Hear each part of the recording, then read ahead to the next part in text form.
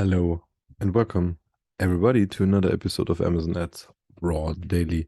Today is most likely Thursday, as this is a pre-recorded session for me while I'm a little bit on holidays, and we are talking about sponsored brand video campaigns, but we are talking about the sponsored brand video of Amazon campaigns.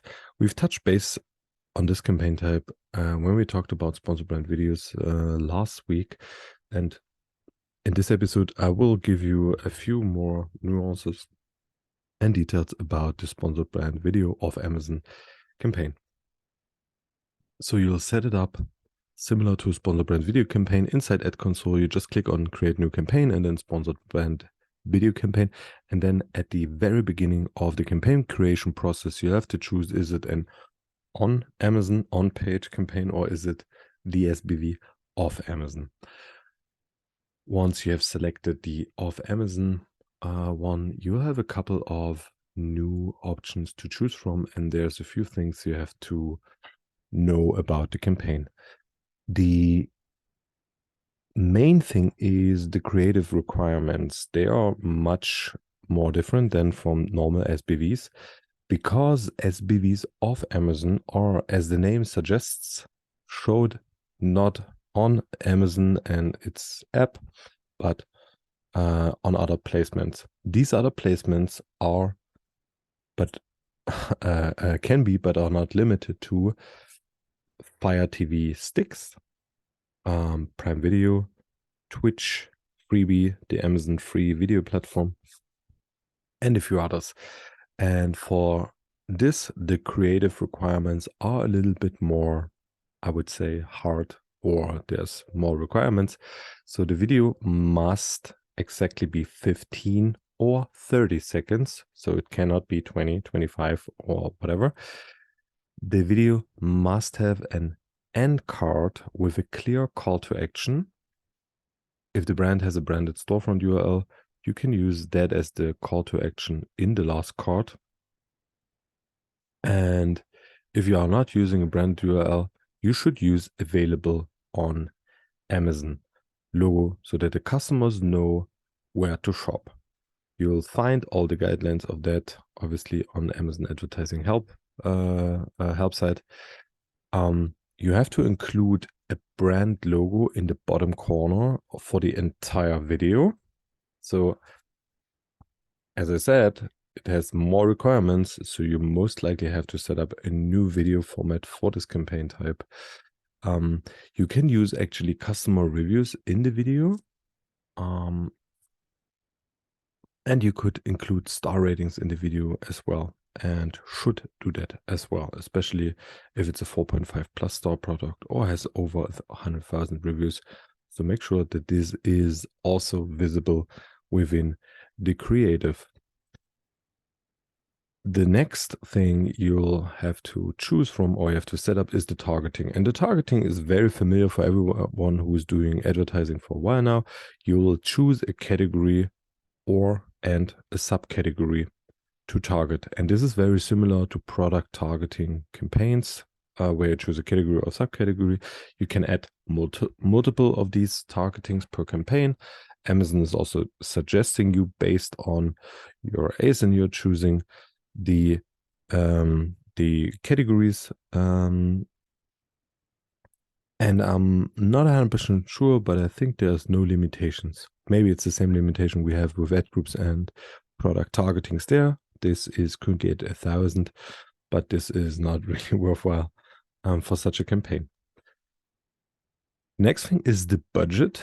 And the budget is, I think, where most advertisers will start to think about if they even want to try it. Because the campaign requires a minimum budget to start with of $5,000 US. But this budget is the lifetime budget. So for this campaign, in order to run, you have to set a start and an end date. And then the budget, which needs at least to be 5,000, will be equally or almost equally distributed in this time frame. What it means is the $5,000 could also be stretched over the whole year. So you could set up a campaign basically starting today and then reaching for 1 year, and then you spend $5,000 on a whole year, which is not that much per day anymore. Another thing here is you can always pause the campaign. So you can set up your campaign, set a $5,000 lifetime budget, and after 5 days, you just pause it. Nothing happens. Amazon is not taking the remaining budget and kind of putting it on a credit card, also so on and so forth. So you have the option to actually pause and unpause the campaign within the given time frame. You can even change the end date once the campaign has started. So you can set up the campaign should start tomorrow and then set it to end in a year. Set at $5,000, then you let it run, and then once you see there's some great results, you might want to lower the end date so that the daily budget available for this campaign is actually increasing. So it's very flexible. The $5,000 budget sounds like a barrier of entry at the beginning, but it's more flexible than you think. So you can, as I said, you can pause it at any time. You can re-enable it at any time, and so on and so forth. About the bidding, sponsor brand videos off Amazon is not a cost per click based campaign type. It's a cost per mil, cost per 1,000 impressions, cost per 1,000 views or impressions type of campaign. That means you pay a CPM, and the minimum required CPM is $10. And that would also be my suggested CPM to start with, the $10 to see how it actually performs. And with the CPM model also comes the attribution model and the tracking, as this campaign type is actually a view and click-based campaign type similar to DSP. So it's not 100%. So it's not last click only, it's also views. So sales will be attributed as views similar to a DSP. Have this in mind. This is very important when you measure the success of the campaign. All right, reporting. Here it gets interesting as we are getting lots of new metrics, which are now also popping up in the ad console. So you'll see all of these, which are coming with this new campaign type, but which are not available for any other campaign inside the ad console. So we have the normal, let's say the normal ones, but we, for example, have one which is called cumulative reach. So we actually see how much unique people saw our ad. We can also see how many people which saw our ad saw a detail page. So we can see detailed page views. We can see add to carts. Then we can see all the video metrics similar to a sponsor brand video, like video start, video first quartile, video completion, and video completion rate. We can see sales and orders and units sold, similar to other campaigns. Where we are. Units sold, I think, is a unique one, specific to this one. But you can see sales and spend, obviously, and impressions. And you also see clicks. Now you would wonder, wait a second. Didn't you say it's on Fire TV and Prime Video and so on? Why would I see clicks? Because it's also on Twitch. People on Twitch could actually click on the ad, and then you would see a click and a person actually coming to the product detail page from this click. But as this is kind of an upper funnel campaign type, you would not want to judge the performance based on the clicks and the click-through rate, but you would rather judge it from other criteria. And I'll come to that in a second. What else do we see? We see all the new to brand stuff, new to brand sales, new to brand orders, and the ratios of that. And then there's two other interesting things. One thing is branded searches. So the campaign is actually showing us how often was a branded search for my brand initiated from this campaign. So somebody saw my ad and then he searched for my brand. Why is that important? Because if somebody saw my video ad on Prime Video, whatever, so my sponsor brand video off Amazon, And then you search for my brand. And if I have an always on setup, like most medium advanced sellers do have, there will most likely be sponsored product branded search term ad appearing. The person would click on that search term ad, on that manual keyword ad or whatever, or PAT, on the sponsored product ad, would buy the product, and then the campaign, the last click campaign, would get the sales attributed. That's why we are seeing branded searches. And as this is an upper funnel campaign type, it's also very important that we see that, because what you would want to do with that campaign is actually not drive direct sales, but drive brand awareness.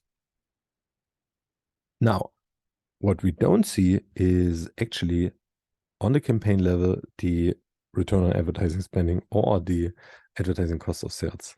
So if you go into the campaign, you don't see these metrics. But what you can do is, once you go out of the campaign into the campaign overview again, and you just filter for your campaign name, which is the SBV of Amazon, then you will see the ACOS in the overview. For the campaign, it would show a dash, so there's nothing, but for total, it would show. So it's a little weird with this campaign when it comes to reporting, but that's kind of the state of the business. Now, again, to the attribution, it's a 14-day attribution window, and the attribution is click and view based, but it's similar to sponsored display or DSP. If somebody just saw an ad and then he purchased, would be measured as a sale. So keep in mind that this is rather a low ACOS you see on these campaigns. So the reported ACOS is rather low. The realized more comparable CPC-based ACOS would be much higher. Now, one thing how I would suggest you to approach these kind of campaigns, run them in flights. So choose any week, 2 weeks, 3 weeks, whatever you want to choose, a month, and then design the campaign, run it, and measure the impact on your branded search volume for that given period. So you can use search query performance data for that. See how your branded search volume was in the week before, see how it was in the week when you run the ad, and after the week. And with that, you should kind of see how much you actually benefited from more search volume on your brand or on your product. So you would want to see not only sales on this campaign, as this is an upper funnel campaign, but actually sales coming over on other search terms which are relevant for you. So you should try to measure the impact on your shares, on your share of voice for your keyword set, for your brand keyword set, and so on and so forth with this kind of campaign. All right. I hope that covered it. Have a wonderful Thursday, and thanks for listening. Bye-bye.